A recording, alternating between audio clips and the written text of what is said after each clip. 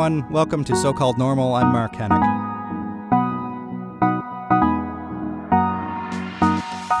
Today on the show, we have author and parenting expert Ann Douglas. Author is a bit of an understatement, though, because I think, as she says in the interview, she's written actually more than 40 books, which is obscene, ridiculous. But she tells me a bit more about that and how, you know, she when she gets into her writing place, as we have in our conversation, and she gets into that almost manic place when she's writing, and if she's working on a few things at a time, that it's really been she's been able to be incredibly productive in what she does. And she talks to me a lot about her writing process. So I hope you enjoy that. She came into the studio and spoke all about it. We talked a little bit about her newest book that's out, Happy Parents, Happy Kids, because she's one of the most respected parenting experts in the world, really, especially after writing so much. And that was important for me. You know, when I went off to grad school, I went to a little school called the Erickson Institute in Chicago, Illinois, and learned all about Erik Erikson and his child development and all that. That's all nerdy kind of stuff. And I wanted to geek out with Ann a little bit about that kind of nerdy stuff.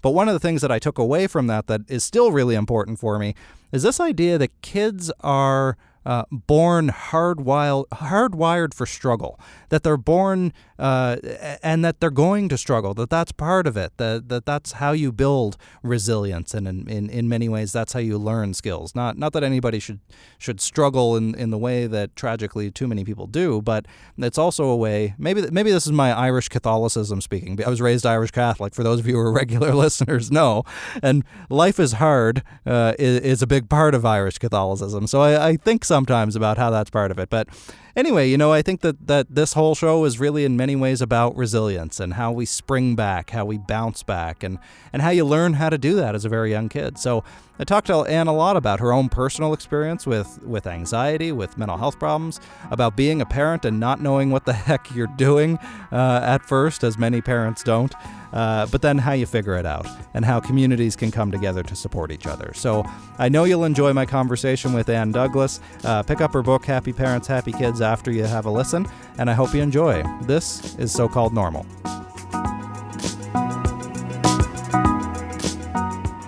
So diving right in, why don't you tell me a little bit about yourself? Sure. I guess I always feel like I'm wearing two major hats. I have my parent hat and I have my author hat. And I have other hats that, you know, like everybody, have too many hats. But in terms of the parenting thing, I'm the mother of 4 young adults who are now between the ages of 20 and 30 and who have taught me everything I know about parenting over the years. You know, so many joys, so many challenges. It sounds a little cliche, but I really mean it. And then the author thing. I have been writing books for about the last 20 years, and most of the books have had something to do with pregnancy, parenting, or mental health. So I feel like I'm still really inhabiting that world, even though my kids are kind of aging out and I'm sort of, you know, starting to navigate midlife, figuring out what that means. Right. How many books do you have now? I think I've written about 30. You're up to 30? Yeah. I was expecting you to say maybe 3 or 13, but 30. Yeah, 30. There's quite a few of them. And where it gets complicated is some of the books are now in like their second or third editions. And the amount of work I put into revising a book, I always feel like it should count as a separate book, but really it doesn't. So I was like, man, how could I have just spent another 2 years on the same book and not get another +1 on my list? Yeah, really. Yeah. Well, we were talking before we turned the mics on. I'm up to the 5th draft of my first book now. I feel like I'm 5 books in. Yeah, exactly. Well, you probably are, right? Yeah, basically. So tell me a little bit about your family then. You know, 30 years ago, becoming a new mother, 30-ish years ago, becoming a new mother. What was that like for you? Shell shock. The first article I ever wrote about parenting was called We Survived Infant Colic. And when I wrote it, I was still being optimistic. We hadn't actually quite come out of the woods yet, but it was like a trial by fire. I was brand new to living in Peterborough. We'd just moved there from a tiny little town up north called Deep River. And so I was like all alone in the community, didn't really know anybody, had a colicky baby, was super anxious. I did not realize until years later, I was having some postpartum anxiety issues to the max, but nobody was talking about that at that time. It was all just, maybe postpartum depression, and somebody would only figure that out if somebody was like basically flattened for a prolonged period of time. So I was feeling really overwhelmed, but some really lucky things happened. There was I had a social worker around the corner, which everybody should, right? Yes. And on she, speed dial. Yeah, exactly.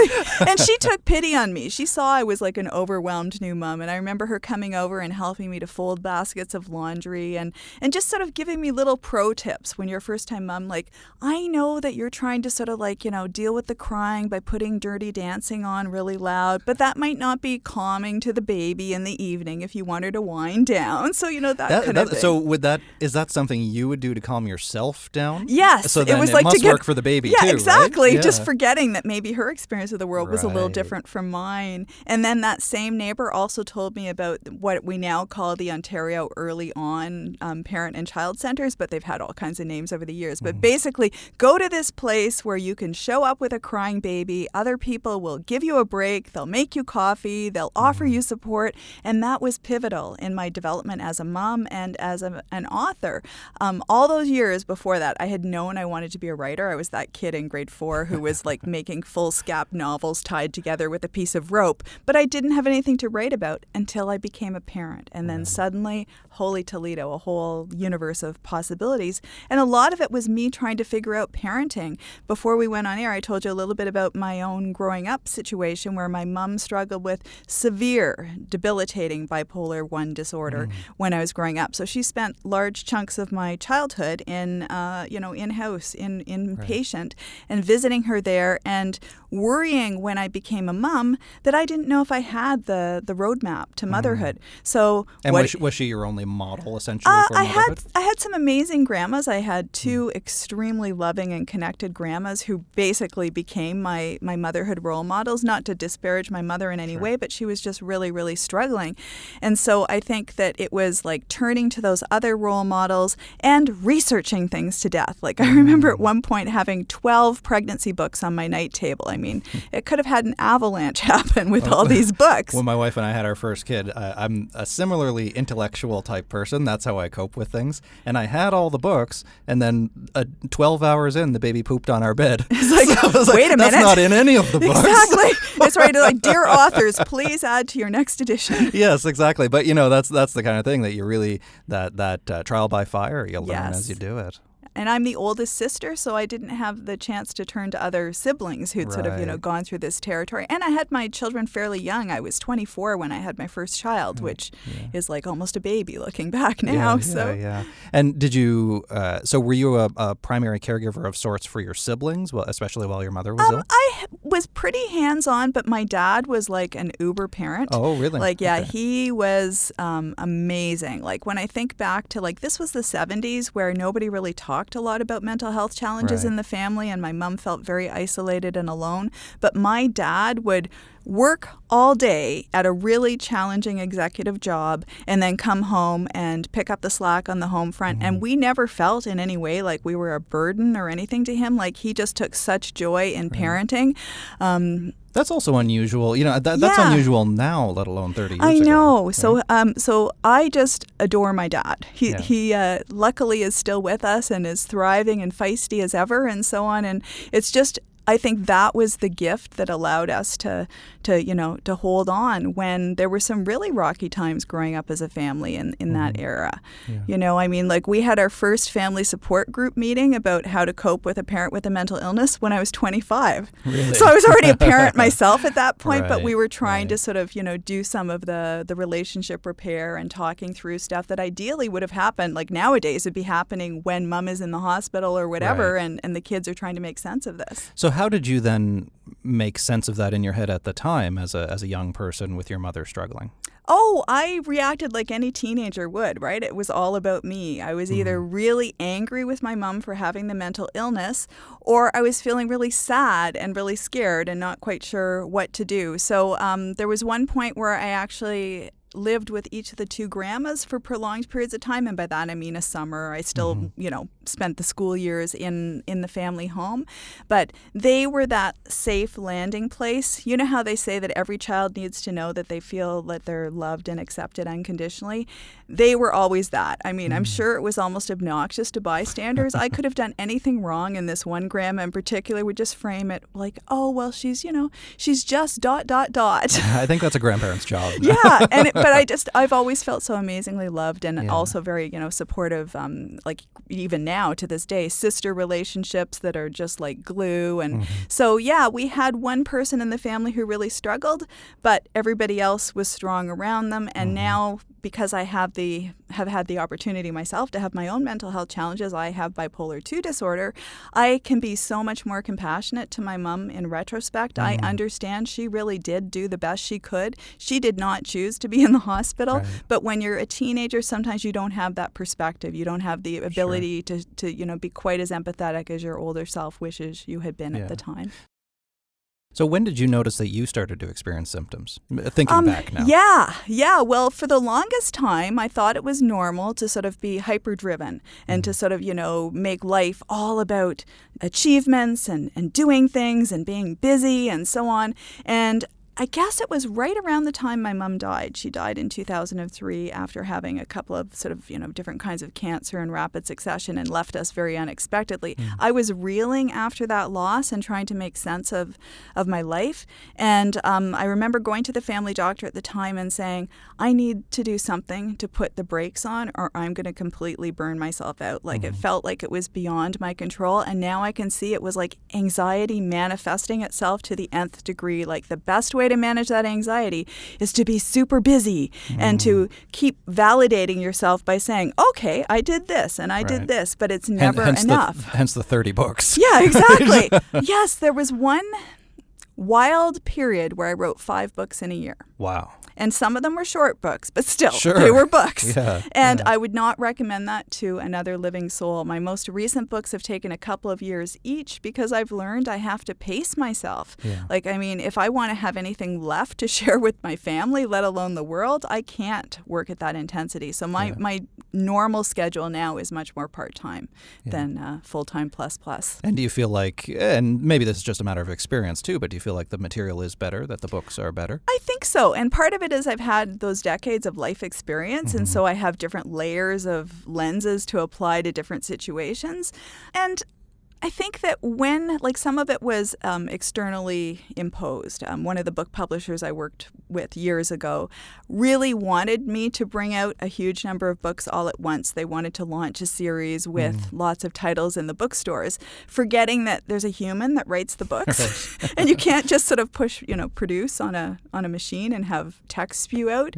So I did start to push back against those limits. I remember at one point saying, you know what, for the sake of my family, my health, my life, I need to take some time off. And it wasn't particularly a happy conversation.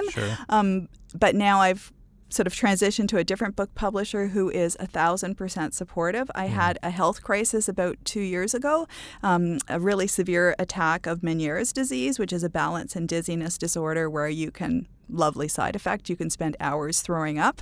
And in the aftermath of that experience, I couldn't look at screens for prolonged periods of time. Every time I looked at a screen, I got vertigo. So they were very understanding and said, we want your books. We value you. We're investing in you. So if you need to hit the pause button for a little while, do it.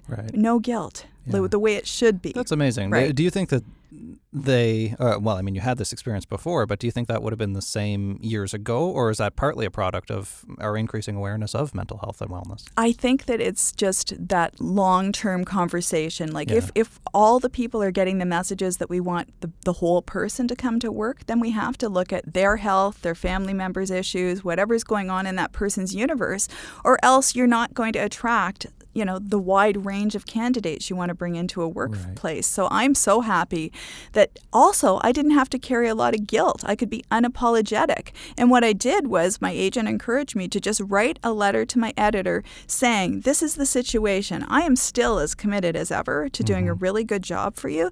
And I mean, they have now earned my unending love and devotion for all time. I mean, you heard me talking before we went on Right. in the interview how much I love that publishing house because I feel valued and supported, and I'm allowed to have a bad day every once in a while. So that gives me the freedom to not be afraid to, to make commitments to do things, because like if worse comes to worse and I have to hit the pause button for a little while, it's no big deal. Yeah. And since we have the same publisher, so maybe we can get them as a sponsor on this Yeah, episode. for sure. Yeah, exactly. They could get 2 authors for the price of one. Right? Such exactly. value. Actually, we've had several of them on so Oh my far. gosh, So wow. they attract good people, I think. They do. Yeah. Yes. So let's go back to that experience of that first child born, Yes. trying to figure it out, experiencing all that anxiety, still having your own mental health struggles as well. Your mother's still alive at the time? Yes. And ill off and on, it sounds Right. like. So how were you dealing with that? How did you actually figure it out with the help of your community? I was really lucky when I started going to that parent-child drop-in place, which used to be called the Peterborough Family Enrichment Center, and I believe is now called the Peterborough Family Resource Center. But anyways, I would walk through the door and I would get support in the drop-in. I also joined a parent support group there. I took parenting courses, and basically I found my community. I connected with other parents who were raising young children, and then we could have play dates or coffee dates or whatever. Well, and what did they do that you found most helpful? Was it just knowing that other people were in this too? Yes. Well, especially you could go into this room, and it was an old house, and it would be like a living room full of maybe 20 parents and all their assorted children. So it was like mayhem, but it was welcoming mayhem. Right. So you could bring your kids in, and I mean, all 4 of my kids ultimately were diagnosed with ADHD. So I had really busy kids. And, in those days, really busy kids were not always welcome in public spaces. Sure, It's like, yeah. take that annoying child out of here kind of message. Whereas there, it was like, they'd just say, oh, Scott, we can't climb onto the top of the fireplace, honey. You're going to get hurt. So they'd gently lift him back Right, down. Or yeah. when he'd unplug clocks and stuff, they'd just say, Scotty, we can't be playing with the electrical plugs. Right. So, Yeah. Gently correct. Yeah, them, bring them exactly. back. Yeah. What would you, or what do you suggest to parents of new kids, when everybody wants to come over and visit and see the baby and play, and that ends up being a lot more work sometimes for parents. So what do you suggest to people who know somebody who has a new kid? Right. I think don't stampede these poor people and figure out what would be helpful to them on their terms. I know some midwives will actually suggest to clients that they have office hours for the new baby nice. so that the whole neighborhood can come between 12 and 2, and then maybe somebody will get sleep after that, as opposed to every 15 minutes somebody ringing your doorbell. And they even suggest putting a sign on your door that says, dropping off a casserole for our family. Thank you. Please leave it with the next door neighbors. They will store it until after nap time.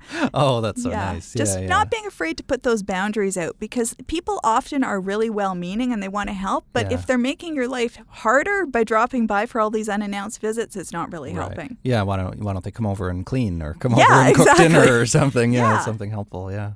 It's interesting. So this is the second time that boundaries has come up in your personal life in terms of, regulating your own workload and your own stress, but also in terms of parenting as well. And recognizing that it's not always easy for people to respect your boundaries, but it's not easy to ask for them either. No. That sometimes you do get that negative response from people, right? Right, and not a lot of the time. I think I've been my worst enemy over the years in just being afraid to speak up for me and say, you know what, I actually can't do this thing or whatever, or could we figure out, a way to make this work in a way that would work better for me, or it's just the timing is not right for me right now to be able to say those kind of things. What I usually, because I sometimes have to say no to things that I really want to do, I try to do it in a way where I'm being kind to the person and also saying, maybe we could do this instead. Like, maybe I can't afford to take myself across the country to your conference and pay my own way because sadly, I haven't quite figured out where the money pit is. But maybe what I could do is I could support your community from afar by doing an online event or sending a message, a video greeting, any of those kind of things. Because I hate to just say no to people. But on the other hand, if I burn myself out, that's not doing anybody any favors. Yeah, exactly. So, well, and this is it, because I think you've been cited as one of, if not Canada's leading parenting expert.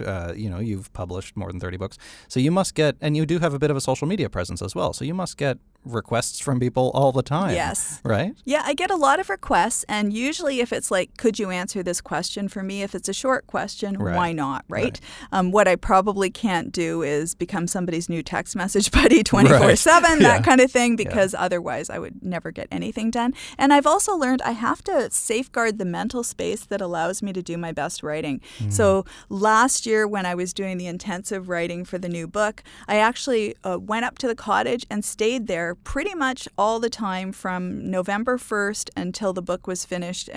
It actually kind of was a little bit late. I have to confess that because my editor may be listening. So I needed about an extra month to finish it, but it took me to, well into the spring. I think it was April, May, before I kind of came out of hibernation. And I really felt like I was retreating from the world temporarily, but I had to do that in order to be able to do, the really focused thinking and to be able to just like shift my schedule if I needed to write for a couple of hours at a weird time of day or night because my brain kept waking me up at 4:30 and saying, actually, let's start typing now. Then I could go with some of that and then take a nap in the afternoon. Yeah, this is interesting, actually, because it would have been around the same period of time that I did the same thing on my book. So I went away, and again, it required a bit more work. So that first draft came in a little bit later than we wanted, but our wonderful publisher was very flexible with that mutually. But I went away in early January, and I stayed for a month in a Trappist monastery where I only slept and wrote. Basically, that's all I did. Yeah. And the way that these monasteries work, I didn't go for any particular religious reason, but I tried to participate in the community. So something like 7 times a day, I could be getting that wrong. If there's any Trappist monks listening, I apologize. But 7 times a day, the bell would ring, they'd come down, they'd do their little chant thing together as a community, and then they'd go back and work. That's all they do. That's their whole life. Neat. And it's a very strict schedule. So, they've been doing it that way for 100 years. The reason that I wanted to go and do that, because I had quit my job after I was asked to write the book, and realized very quickly that I can't write this off the side of my desk. I'm just not the type of person who can divide his attention in that kind of way. And then I even realized that even just having a family at home, having a life, doing the speaking and other things and all that stuff, I just couldn't focus. So I went away and did that, and they wake up at 3:30 in the morning. So I'd wake up with the bells, go to the little thing, come back, sit down and write, and write for sometimes 10 hours a day, 10, 12 hours a day. What I found in doing that, and I'm wondering if you've had a similar experience, is that I was able to unlock memories and experiences and things that I, A, didn't even know were there, but then B, had difficulty accessing again later. It's like I pulled it out, dealt with it, and then put it back in again. Yes. Right? So I don't know how autobiographical your work is, but I'm sure you must draw on these kinds of personal experiences, I right? sort of, my stories are sort of like, one layer to the book. So like for the new book, Happy Parents, Happy Kids, it is based on interviews with about 50 parents, maybe 65 parents, and about 10 other experts. So it has a lot of other people's stories, but of course I think what it is informed by my experience, and just through my journey as a parent, I figure out what kind of things am I struggling with, what kind of questions do I want to talk to other parents about.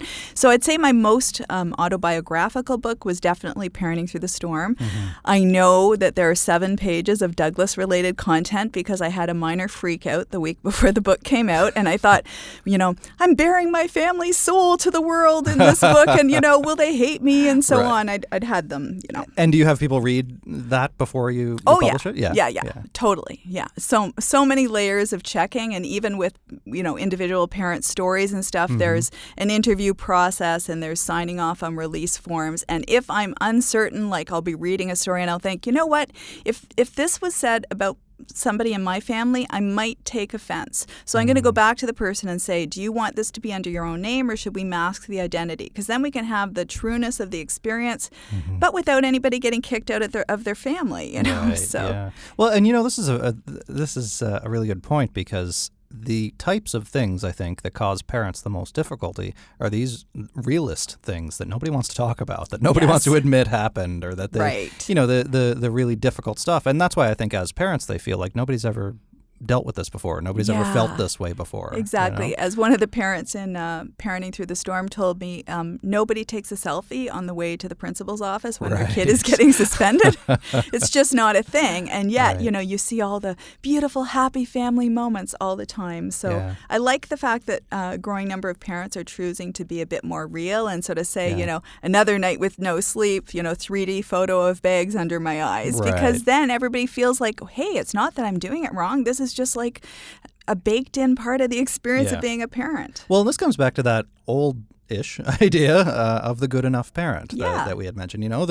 This idea that of these perfect Leave It to Beaver families doesn't actually exist, right? Right. So do parents still strive for that ideal of perfection? Do families still strive for that? I think a lot of parents still do. And I think that, everything these days feels incredibly high stakes. Like you feel like, the future is so uncertain. You're not quite kind of sure what kind of world your child is going to be growing up in. And so you feel like it's all on my shoulders. I have to raise a kid who's ready for the future without myself knowing what the future will be demanding of my kid. So I think there's an awful lot of anxiety and introspection. And there's also a lot of parent shaming, blaming, and judging in our culture. I mean, the number of times that I've been asked over the years to do interviews about helicopter parenting as if it's a cultural wide phenomenon, where I find that's a very isolated thing. Right. And in the new book, I actually sort of debunk the myth of the helicopter parent by sort of talking about some of the examples that are often cited and saying, you know what, if you go back and you trace these things, it's like an example of one guy who told another guy this story. It's not. Well, and it seems to be at least partly rooted in this idea and I think it's a false conflict between boomers and millennials. Yes. That boomers don't understand millennials even though they created them, and that millennials are somehow entitled and despite the fact, and I think I qualify as an old millennial, but based on the dates. Yes. But that, we're growing up in a very different world, a world that isn't as close to war in the way that older generations were, that has a very difficult economy to contend with. So I think that we try to build these camps, but it's really not always so clear. No, I think there's a lot of crossover, and usually if you get somebody who's really, entrenched in that myth, but then if you get them to look at somebody in their circle and they realize, but wait a minute, that kid isn't being an entitled millennial. They're actually working 5 part-time contract jobs to try to afford a basement apartment, and they can't do that yet because they don't know what their work schedule is in January, let alone today. Yeah. So I think that then the empathy comes through a little bit more. But I think the thing that makes me really sad and a little bit grumpy is when parents come up after I've spoken at a school or at a conference or something, and they say to me, you're going to think I'm a helicopter parent, but ... And what they do is they go on to describe brilliant, good, age-appropriate parenting. But they're feeling like, oh no, if my child goes off to university, I should never text message them because that's hovering. No, that's actually being a parent from a distance. And this is actually, I love this because we're dealing with a generation now, if we call them millennials and younger, that are more likely than any other prior generation to actually talk about what they're feeling, to reach out for help. And we're, on the one hand, celebrating that that's a good thing, but then on the other is still saying, suck it up, don't be so sensitive, don't be so... Which is it? What are we telling people to do? I think we're giving them mixed messages. And I also think that we're telling parents, you have to toughen those kids up for the real world. I mean, there was this example the other year that I came across, and it was about a mom who decided that she needed to start charging her 5-year-old rent so that way the kid wouldn't get that cushy ride through childhood where she was all entitled by 8 years of age, So no, this kid had to hand over $5 out of her $7 allowance every week to cover rent, utilities, and so on. Yeah. This is if you want to teach your kids that life is hard, raise them Irish Catholic, as we were talking about before. There you go. You've got the formula. Exactly. That's all you need to do to screw them up a little bit. But I don't know why. Why do we? Is this a projection, I guess, of parents that my life was hard and I made it, so therefore yours should be too, so you can learn how to make it? I think a lot of it's rooted in that fear of the future. If I raise this sensitive, caring, emotive kind of child, what if they're, competing with a robot for their job. Right. Or even worse, what if they get hurt? Yeah, exactly. Like there's that fear of what could happen. Will they be able to cope? But I think that by teaching kids all the emotional skills, like we don't want to just specialize in happiness in our families. Right. That would be a little limiting. But, I think learning to be comfortable with uncomfortable emotions, I didn't figure that out until I was 49. Right. Like, so, if I can help other people to figure this out a little earlier on in life and have these conversations with kids about, what do you do on a day like me when you wake up and your brain is in overdrive before you even have your eyeballs open? There are ways to manage that and get through the day. This is it. And appreciating, I think, that not what if they get hurt, but that they are going to get hurt. It's a guarantee. And would you rather them have so much scar tissue that they just bottle it up or don't feel it at all, or that they actually feel it authentically and work through it and have the support that they need? Yep. Yeah, we've been through a lot of hard things as a family. I mean, a couple of years ago, we had a house fire. There are times when I roll my eyes and I just think, what? Life just thought, let's get the Douglases on a growth trajectory again. Right. So so we were out of our house for about 9 weeks and we had $150,000 worth of damage and so on.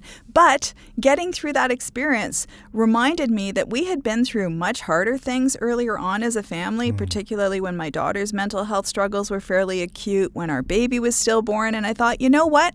Yes, our house looks like a barbecue pit right now and it smells like one too, but nobody died. And the baby pictures were fine. Right. That was my my two criteria. The memories, yeah. Yeah. So to what degree how mindfully do you use your own personal experience with being parented and trying to figure out parenting, and then your own personal experiences with mental health struggles? Yes. How mindfully do you use that in your parenting, or does it? Totally. Yeah. Yeah. It took me a long time to figure out those skills, but I think I've always been a really emotionally honest person. So my kids, even when I was at, the peak of struggle with depression and anxiety, I was very upfront about what was happening to me and that it wasn't their fault. But now in recent years, I've been able to talk to them about sort of like the self-compassion piece about, instead of just sitting there feeling like I'm the worst parent in the world because I'm having a mental health challenge right now. It's like, no, I really am doing the best that I can, and things can get better. Right. And, I think I'm also naturally optimistic. I mean, there are times when the universe likes to really push you on that one lately and make it hard to be optimistic about the future. But I essentially am. I really believe that human beings are really good to one another on the whole, and that, we can tap into that in our families and in our communities. Well, and I think that's a very helpful mindset because it doesn't change the circumstances at all, but it changes how you react to them based on what your assumptions are. Yes, for sure. No, I partly asked that other question because of this idea of, maybe it's a little too psychoanalytic, but this idea of ghosts in the nursery and all the stuff we project onto our kids based on our own experience, and often unmindfully because we haven't actually taken the time to think about the pattern that we're recycling. Yeah. Have you ever encountered any points, I'm sure you must have, in your parenting where you thought to yourself, oh, God, that's something my mother would have said, or my father would have said. Exactly. Or we slip into those patterns.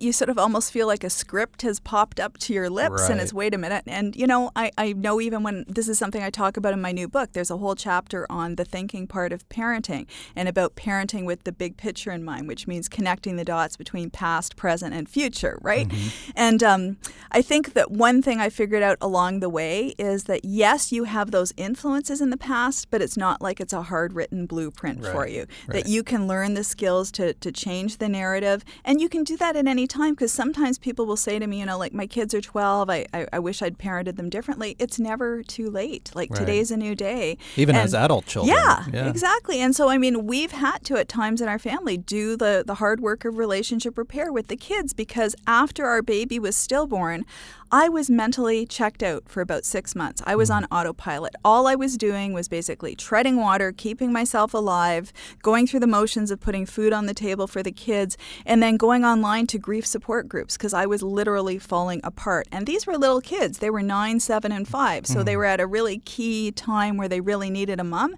And I was checked out for about 6 months. So in recent years, we've had conversations about that. And I've said, I'm really sorry that at this time in our family's life that, I just couldn't be there for you guys. I was really, really struggling. And my kids are very compassionate, and they have said, we know know you were doing the best you could, and that's okay. And likewise, there were times when one kid needed 3/4 of the parenting energy, leaving like little tiny slices for the other kids. And again, with maturity and age and conversations, we can talk about how it's unfortunate that that's the way things went. But on the upside, look how compassionate you are. My youngest in particular astounds me with his empathy and his ability to be a supportive friend. He's only 20 years of age, but if you are in his circle of people he cares about and you're having a mental health crisis, he will do anything to help you. He drove one friend to 5 different hospitals last summer trying to get the right care for that friend. Right. So I see that, yes, it's challenging to grow up in a family where there's mental health stuff going on, but the gifts that it actually gives the people in terms of never judging somebody. Right. You don't know that person's story and struggles, and looking for what could I do to try and make things better. So I'm really fiercely proud of my kids. I think that's part of my own reframing as well, that on the one hand, you'd never wish others to go through and to need to learn lessons the hard way and all that kind of stuff. But then again, I think there is a certain lesson, or I'm hesitant to say character building, but there is, I've learned a lot through my experiences. I hope that my kids learn from their experiences as well. So it's not a matter of avoiding these kinds of struggles. In many ways, you can reframe it to see them as learning experiences, that they help you to grow and change. They do, for sure. Now, you mentioned your stillborn pregnancy. Was that unexpected, or did you? Yes, at 26 weeks of gestation, I went for a typical checkup, and they went looking for the heartbeat and stuff, couldn't find it, went for an ultrasound, and the baby had died. So labor was induced, and a day and a half later I found out the reason, which was an umbilical cord knot, a true knot. So almost like you'd taken a piece of shoelace and tied a knot and pulled hard, and then it constricted the flow of oxygen and so on. So just a random thing that happens, but devastating. And I think it was like that lightning bolt out of the blue. We were talking earlier about sort of how sometimes this can sort of, tap into other things. So years later, when September 11th happened, and I was shell-shocked and traumatized by that event, I was able to say, wait a minute, it's that random strike out of the blue scenario. When you have no mental preparation and something devastating happens, that pushes all my buttons to the max, and that's because of the earlier stillbirth. Likewise, when my mom died, she went in the hospital. We didn't know what was wrong with her. Within days, she had died. So, and working through those weird experiences, eh? Yeah, my mother died under similar sudden circumstances. We talked to her the night before. She was talking to my older son, and then we just got a call early the next morning that she had died that night. She wasn't sick. We didn't know that it was coming. That was one of those circumstances where I still, almost 4 years later, and I still deal with, I think, the grief of that. And that's another thing I didn't expect, that there's no schedule to grieving. But that also, like you mentioned, in terms of being present for my kids and the hesitation to have a second kid, because that would mean having a kid that my mother didn't know. And trying to explain that to my boy, especially my older boy, as he got older. So how did you talk to your kids about grief? Right. And how do you think parents should have that kind of conversation? Well, we had to be really direct and hands-on because it was happening in front of them and so on. And kids will ask killer tough questions. Yeah. Like, tell me about it. I remember Ian, who is our youngest, he's 20 now, but when he was the baby who was born a year and a half after the baby who died. So actually, I think it was 11 and a half months. So, yeah. So when he got to be about 5 or 6 years of age, he knew that there was this other baby who died right before he was born, and it was 11 and a half months. And I remember him saying to me, who would you have picked? Would you have picked Laura, or would you have picked me? And luckily, I had sort of thought this through ahead of time, and I said what I felt, which was a mother would never want to choose. She would want both of you.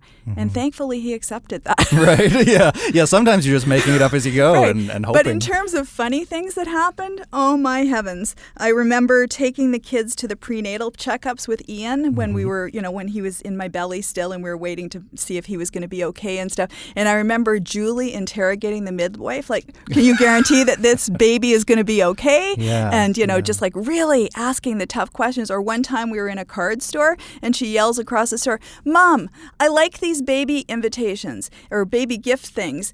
If this baby doesn't die, can we buy these cards? Yeah. It's like everybody in the store is looking around. Well, actually, yeah. So did your kids go through this period where they're asking about death, yes. talking about death a lot? Yeah. And were you comfortable with it from the start, or did it make you comfortable because they kept asking so much? Some of the ghoulish questions, I have to say, initially were a little bit off-putting, but you just know it's coming from a place of curiosity and trying to make sense of this thing. And they would express their emotions in sort of little ways. Like at one point, the boys were in bunk beds, and I looked up above the bunk beds, and somebody had drawn a little sad face in crayon on the ceiling of the bedroom. So how do you talk to your kids about emotion then?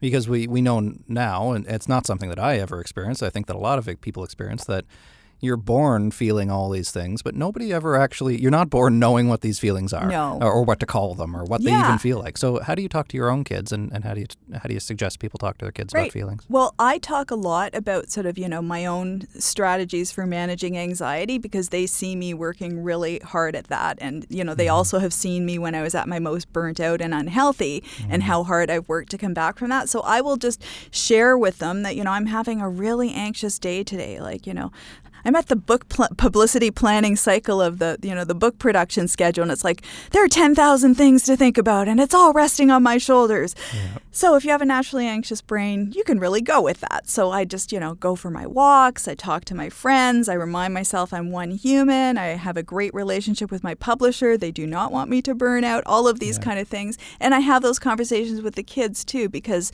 they've had their struggles over the years, and so I want to really reinforce for them the importance of self-care. So, our daughter's away at college right now and studying really hard. So just having those conversations about, sometimes you feel like you should stay up really, really late studying for the test, but actually it's better in terms of your learning and your functioning and your ability to absorb material if you chase yourself to bed, get a decent night's sleep, let the learning you've done consolidate, and then start fresh in the morning. So just really practical hands-on things. But I've also had to learn that sometimes what works for a different person is very different than what works for me. So, some people like to do really creative things. I absolutely hate crafts. So, I like them, but I'm terrible at them. So I think I reject them before they can reject me. Right. That's really deep. Yeah, very deep, yes. Yeah. So do you parent each of your kids differently? Yes. Yeah. Yes. How and so? when they were little, my daughter was like the family historian and judge of what was fair. So she would say, well, my rule was always this, and how come he gets to do that? And we would say, that was Julie's rule, this is Scott's rule or whatever. And she obviously thought it was outrageously unfair. But really, it's just like in our friendships with people. What if you decided that, if I'm going to be good friends with all my friends, that means taking each and every one of them to a football game? Well, a lot of those people are going to hate football. So is that actually being a good friend? Or is it better to say, this friend would love to go to the art gallery and this friend would just like to go for a walk in the woods? So tailoring it appropriately to, to that stage and that person's temperament and so on, I think is just part of good parenting, and it only makes sense. Yeah. I mean, anytime we ever tried to do anything across the board, like at one point there was a lot of conversation about having family meetings and coming up with rules from the family meetings, and we ended up with like a Douglas Constitution of 13 complicated rules that the parents then had to police, right? So not exactly a positive scenario. And plus, why would you say everybody has to do this one thing when some people would rather actually put all their energies into something else? It's like my husband and I, we don't go, your garbage day, my garbage day. Right. Yeah. He excels at garbage curation. Garbage curation, yes. Well, and you mentioned earlier too, even the time in each kid's life. Some might need more intensive support and attention than the other kids at some points. And my two boys now are like that too. The older boy is I would describe him as highly sensitive, even in terms of his sensory processing and how he deals with his emotions. The little guy is not. Yeah. he's a little bulldozer. He just does whatever. So they require a different style of parenting, I think. Right. And it makes me wonder, and I think this is especially true in the early stages, or when your kids are very young, where the phases seem to cycle a little bit faster. What the biggest challenge is going to be next, of the next phase, and what am I going to deal with next? So what have been your biggest challenges in terms of parenting? I think when I had the first 3 in rapid succession, because we had them at 19-month intervals, which seemed like a very efficient way to have your family. Seemed like a good idea at the time. Yeah, exactly. But in retrospect, it's like, oh man, we are outnumbered and we are exhausted because we had like a 3-year-old, a 1.5-year-old, and a newborn. So, that I don't recommend, because part of it was the overlapping of stages is very intense at that stage. So you have somebody who needs to be carried, somebody who's trying to run across parking lots by themselves, and then another kid who maybe is a little more reflective and wants to slow down and look at the daisies and stuff. So, so that was a challenging time. Plus, at the time, my husband was working shift work and had a long commute. So most of the time, I was the parent in the trenches. And as we already know, I was a little bit anxious and feeling fried and lots of stuff, right? Have you ever, because I think a lot of parents, and there's little memes online and stuff about this, have you ever made a mistake in parenting and thought to yourself, crap, that's gonna screw them up. Why did I do it? Totally. Yeah. I always figured that my kids would end up on Oprah or something. So. Well, one of my personal mantras is raise them well enough so they can get a good enough job to afford a therapist to complain about me. Yeah, exactly. That's sort of like the measure of success. Right. So, yeah. Well, my kids and I, we have, I think, a really good sense of humor, my husband as well. And sometimes we'll talk about crazy things that happened when they were growing up and, the way they'd push our buttons or, the over-the-top ways we would respond and stuff. And we can laugh about it now, but at the time it felt like, so intense. Like I remember one time we invited another family over for dinner during the really peak intensity years. Just the one time. Yes, because this is why, because, we had kids running around because they were all high energy. And I remember that I had put the leftovers at the end of the counter, and before I could offer the guests a second helping, somebody knocked the bowl off the counter, and that was like the rest of the dinner on the floor. Right. So it was that kind of intensity. And I, in those days, we weren't talking a lot about sort of ADHD and different temperaments and energy levels. So I just felt like I was doing it all wrong and that people were really judging and shaming my kids and stuff. So it made me feel bad.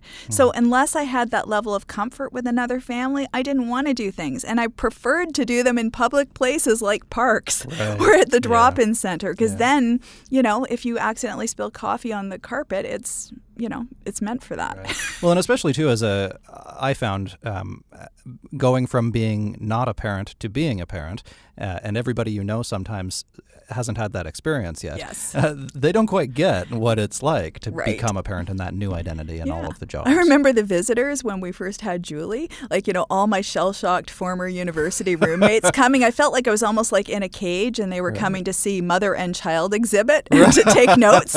Yeah, guess what? I can't go out to get the night started at 10 o'clock anymore because I'm tired by 8. Exactly, yeah. I want to go to bed. Yeah, and I love your blouse, but the spit up's not going to do great things for it. Do you want to hold the baby or do you need a spit up blanket? Yeah, so teaching others as you're learning too. The next book is coming out. Yeah. When is it coming? February? February 19th. Okay. But who's counting? But who's counting? Yeah, exactly. So what's the thrust of the new book? What's it about? There's sort of 2 different levels to the new book. One is on getting to the happiest, healthiest place you can be as a parent so that you can parent from that happy, healthy place and hopefully have happy, healthy kids, hence the happy, healthy kind of theme. But on another level, it's also about all the things in this moment that are making parenting harder, and I would say unnecessarily harder. I feel like we're being really critical of parents and really judgmental, but we're not necessarily always, as the village, stepping up and offering parents the support they need to thrive. And some of the parents really said this very emphatically. One parent said she was basically sending out an SOS to the village on how they needed to do better to make things, easier and better for parents and kids, because really raising that next generation is a collective responsibility. We will all benefit from that next generation, and yet so much we're sort of privatizing parenting, putting the load on their shoulders. So I guess it's kind of like a little bit of a political book and a little bit of a parenting book, kind of maybe it's a hybrid. A hybrid's a very cool thing right now, isn't it? It is. A fusion. Yes, that's what it is. Yeah. One of the most helpful things that I learned a master's degree in child development, and I wish I hadn't spent $50,000 to learn how to parent because I could have just had 2 kids. But anyway, no. But I love the experience, and it was really helpful for me to learn that most kids turn out just fine. That, you know, even with the worst circumstances, and you certainly never want kids to experience really bad things, but a lot of kids do, and the large majority of them are fine, whatever fine means. Yes. You know, so I think that helps to take a lot of the anxiety off of parents, that it actually really takes a lot. You do your best, right? But they're probably going to be fine. Yes. Right? Yeah, I think that's a really reassuring message. And also you figure things out along the way. Like, you know, the amount of parenting knowledge you have on day one is very different than the knowledge you have 10, 15, whatever years down the road. And, you know, anybody who's had 4 kids like me can tell you, you know, like when you have kid 4, you're still at the beginner stage with that particular kid. But you do have some transferable skills, thankfully.